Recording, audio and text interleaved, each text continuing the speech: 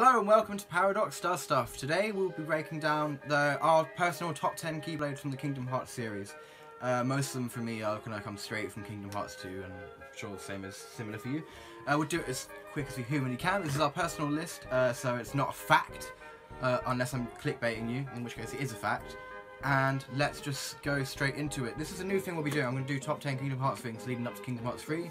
We'll also do some top 10 Harry Potter shit because we're leading up to Fantastic Beasts. So a whole bunch of top 10s for you to binge because it is binge content. So would you like to start off? What is your number 10 Keyblade of all time? Number 10 Keyblade of all time is from Kingdom Hearts 2, the Ultima Weapon.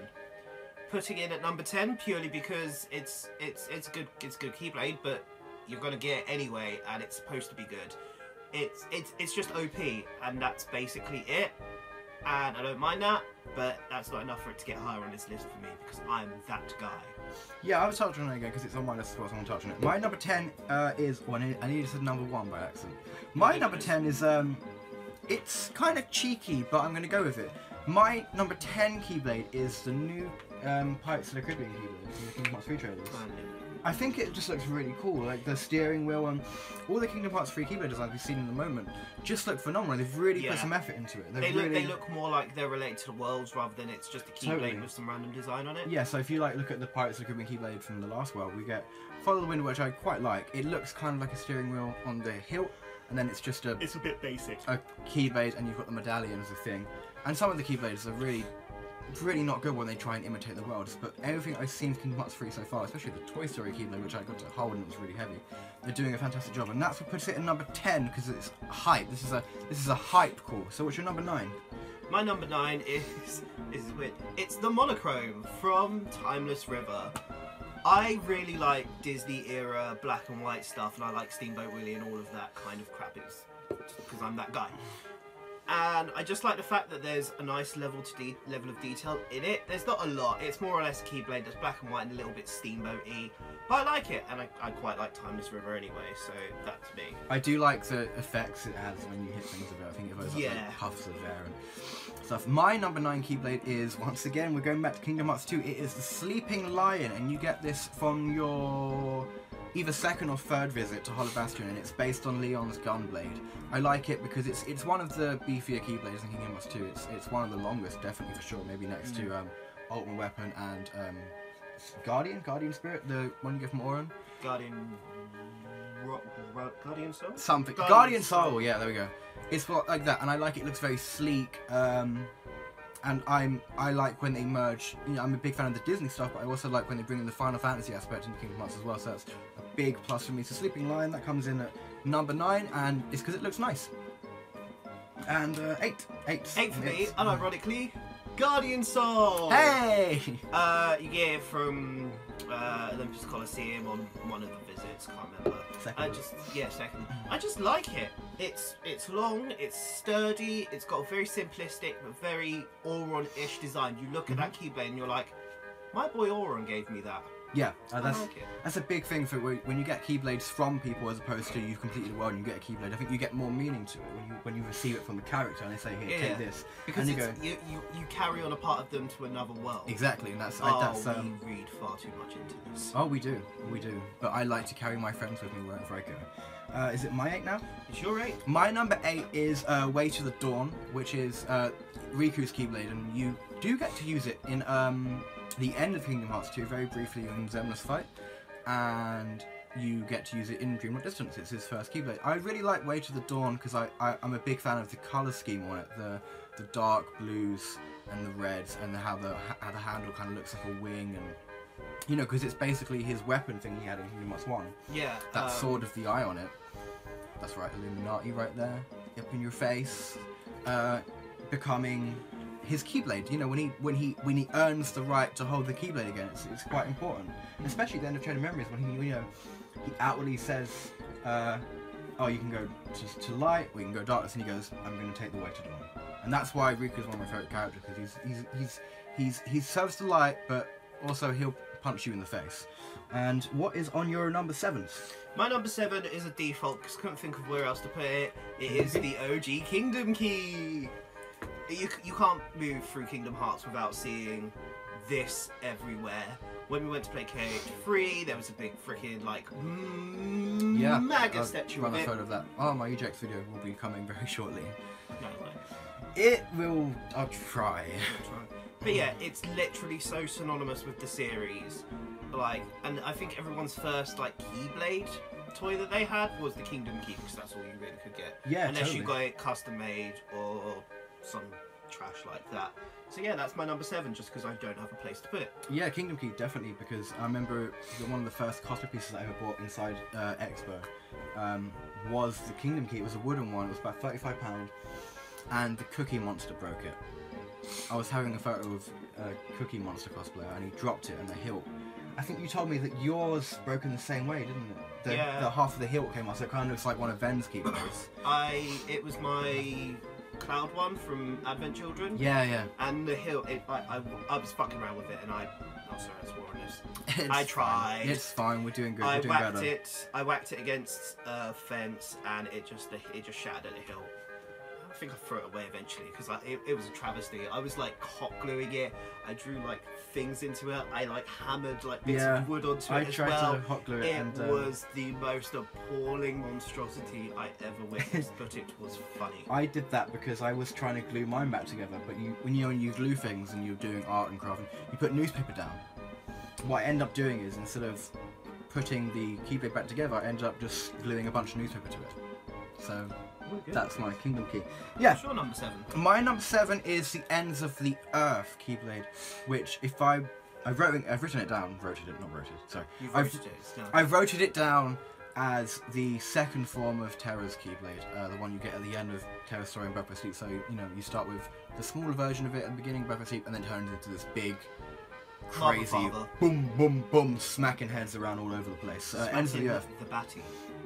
And once again, this just comes down. It's very aesthetically pleasing. It's a really nice blue, and the beige. It's worked together. Blue and beige is a brilliant color combination. Yeah. And I just like what it represents in his character, especially when you first see it. And you fight him, and King Hearts 2 Final Mix, and then you're playing as him. You get to smack around people with that big beefy keyblade. So that's why it's my number 7.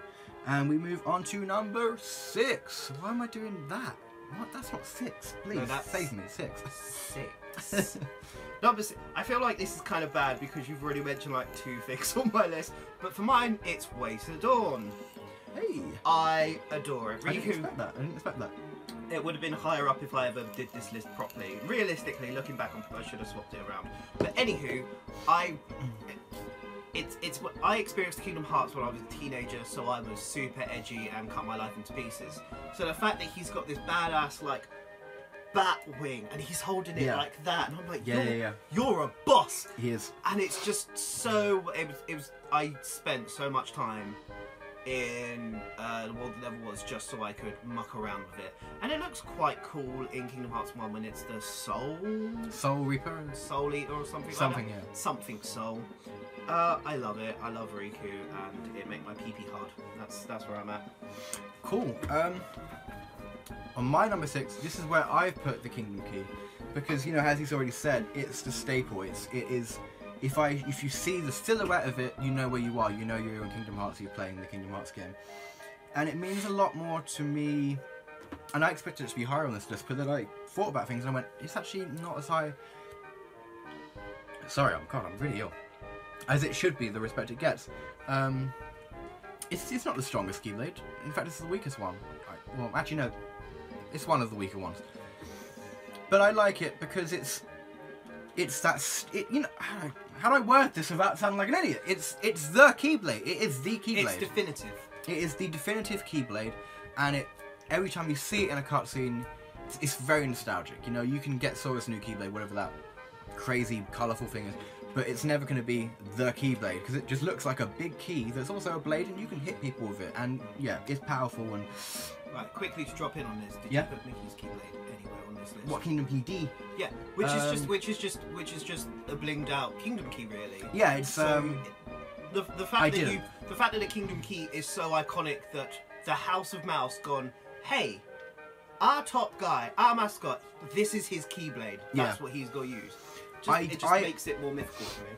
I didn't put it there, and the only reason is because it's so similar to Kingdom Key. Yeah, I'm kind of counting them all. Yeah. But Mickey's Kingdom Key D is also dope. When you first see that, when he comes down at Twilight Town Station, he's beating people across the head with that gold, and then he's just like, what's up, here's the money, I'm out. And then you don't see him again until like... I think that's how he got Marvel, isn't it? Yeah, pretty much. Came in, smacked head, gave money, and just...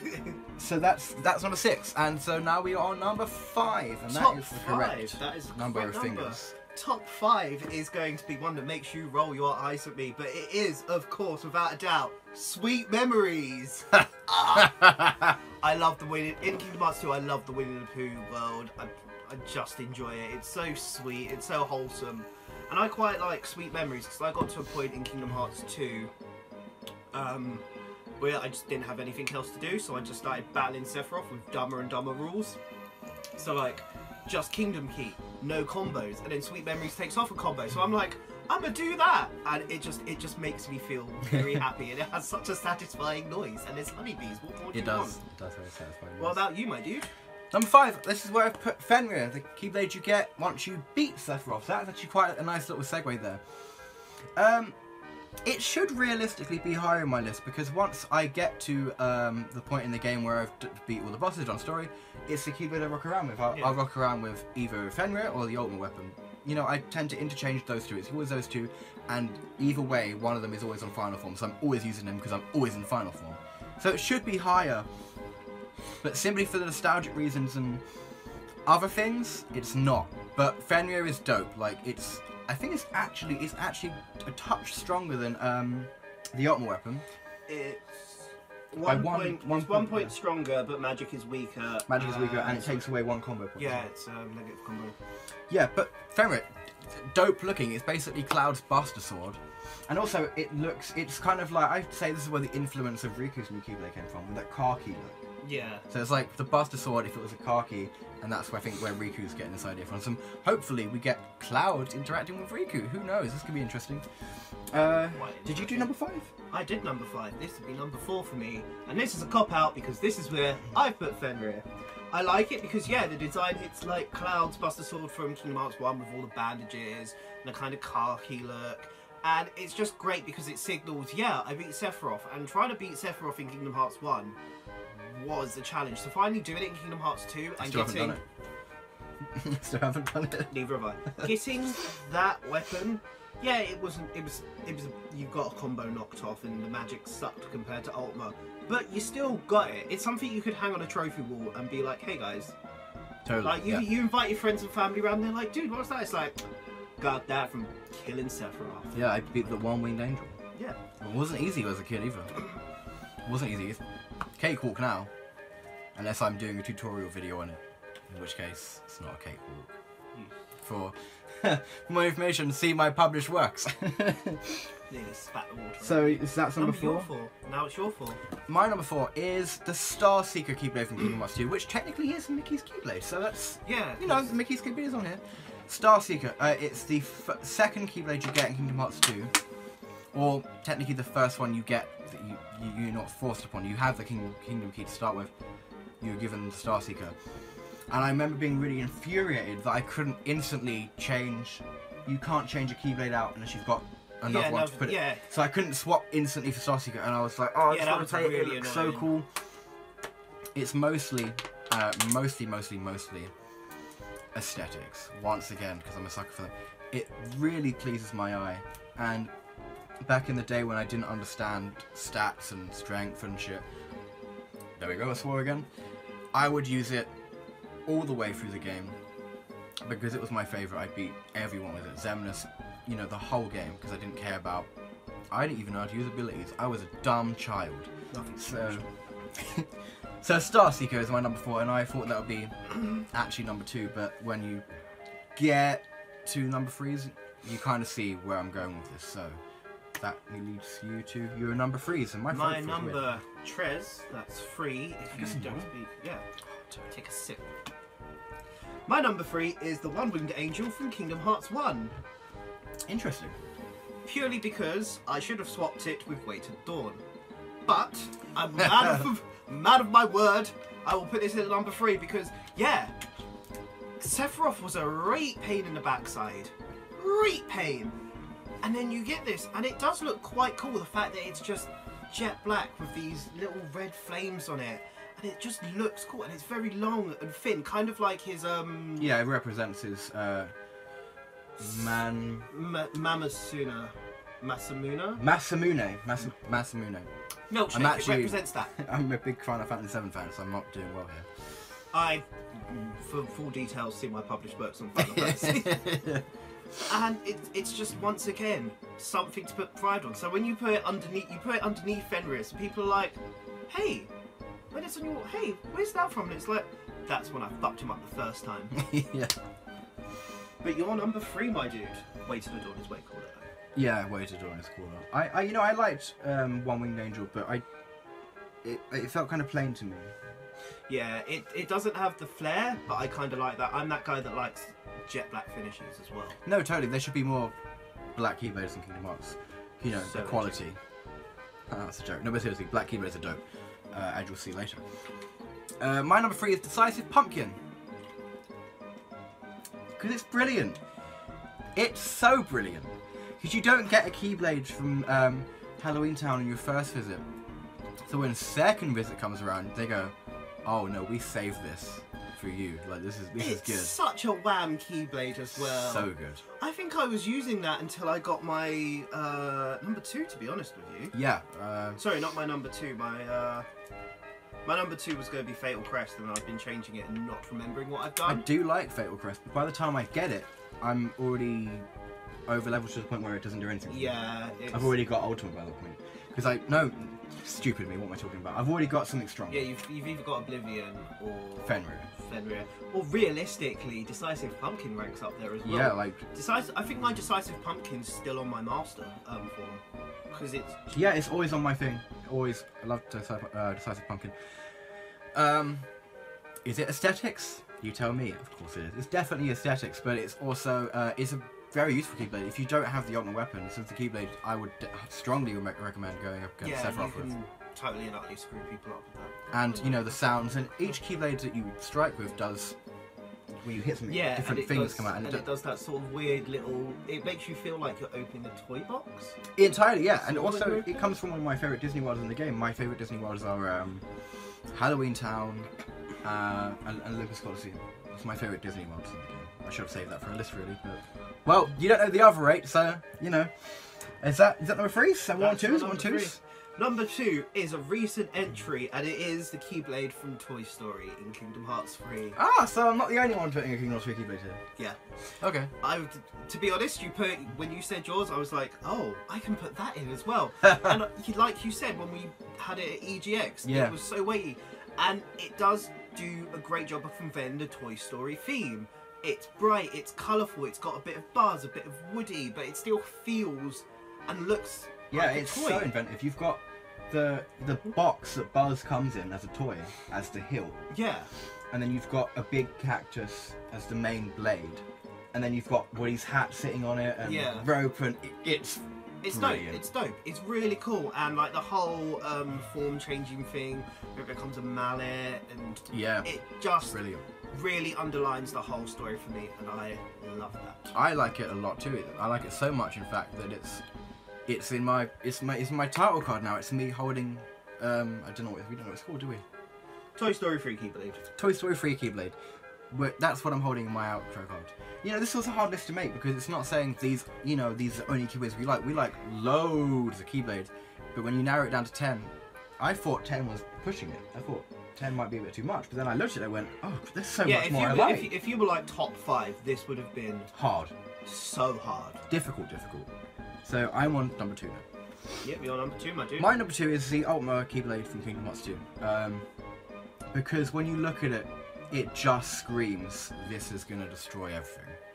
Like, it's a complicated design. It's not your... Yeah, it's very World of Warcraft. Yeah, like, that's a good way. That's a good way to put it.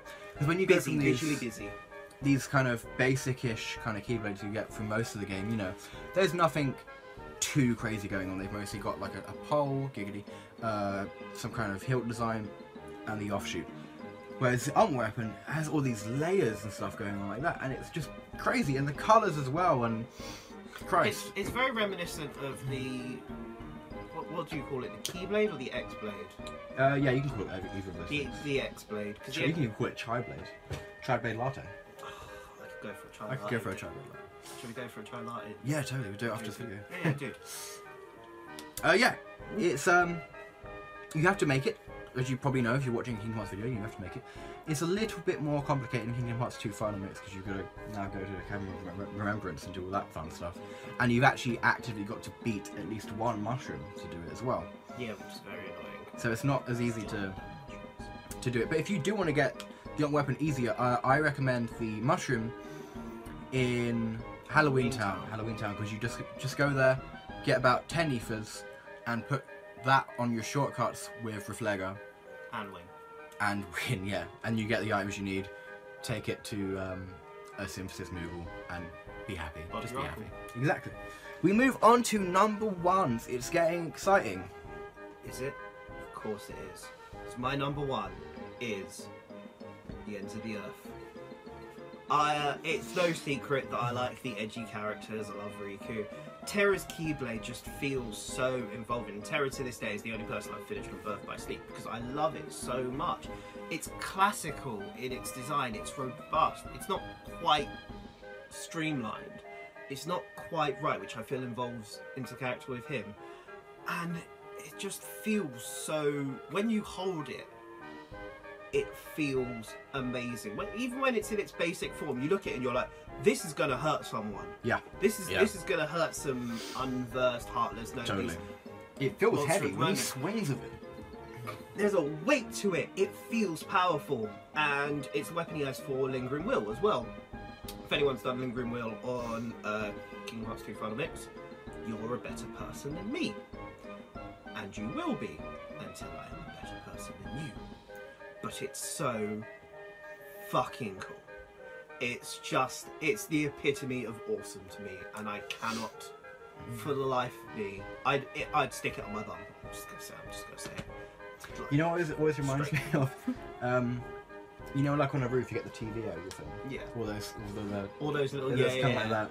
You know, another good Terra Keyblade, Chaos Ripple. Yes. I really like Chaos Ripple. Chaos Ripple's a good one. We move on to my number 1, and we've managed to keep this under an hour. Hey, we're good at this. This is a cheat, but it's my list, so do something. Who's going to stop you? Oathkeeper and Oblivion as a pair. Because you can have Oblivion on the list, you can have Oathkeeper on the list. But I like them so much better when they're together, and it's fine doing it when you have it on Veiler form, or whatever form it may be. But it's not the same, and it's never going to be the same as when you're in the mansion and you're fighting Axel, and the first time in Kingdom Hearts history, you whop out 2 Keyblades and Thank you. I was just thinking destroy about that. everything. It's the moment where you're like, can this dude use a Keyblade? And all of a sudden, you've gone from doing the basic combos to going nuts. Yeah. And of course, it obviously represents Riku and Kairi. It's so powerful. It represents now, as a pair, I represent that. As a pair, Roxas. Because Roxas was dual wielding before Sora was. And then, you know, Oathkeeper, Kairi. And then, at one point, Riku is actually wielding the Oblivion when he fights Roxas. There's so much meaning behind the Oathkeeper and Oblivion that when I first got the Oathkeeper, when you revisit Twilight Town, I was like, oh my god, this is the Keyblade. And when I first picked Kingdom Hearts 2, I thought Hero's Crest was the Oathkeeper because they look quite similar. So then I went, oh, I've got the Keyblade I beat the crap out of Axel with, yay! It wasn't. But the point is it's powerful imagery. You know, when you go and fight Roxas and he's wielding, and Roxas' theme. So I what's the word I'm looking for here? Relate it to? No, unanimous with? Symbolic? No, crap, I'm going to cut most of this. When you relate something to someone. I associate Oathkeeper and Oblivion, I've been dumbed down over the years, very strongly with Roxas, and because Roxas was my favourite character growing up, it's very important to me. So that's Oathkeeper and Oblivion. And that is our top 10 list of Keyblades in Kingdom Hearts. They mostly appeared in Kingdom Hearts 2. If we were to do other stuff, you know, we'd probably... Back by Sleep, we've got loads of other Keyblades, like I said, Chaos Ripper, and Void Gear and all this kind of crazy X-Blade. stuff. X-Blade, yeah, that's a dope one, and there's some Dream Block Xehanort's freaking Keyblade's pretty cool. It's a too. boss, but it just comes down to, I think it does come down to nostalgia and childhood love and how you relate to the characters, and I think that's what it will come down to. Or if you me, it comes mostly down to aesthetics. This has been ParadoxDoesStuff, and you can find him shortly on his own channel where he's going to be doing his single player adventure, which is he takes a break from Overwatch and reviews. Yeah, he's reviewing. He's going to be reviewing games. So check that out very shortly. And also, we've got MSGame Expo coming up this month. That video will be online sometime in November, probably. If you see us, come say hi. We would love you to be in the video and all that kind of stuff. Yeah, look out for more of these. And EGX will be soon. before you die, probably. Thanks very much.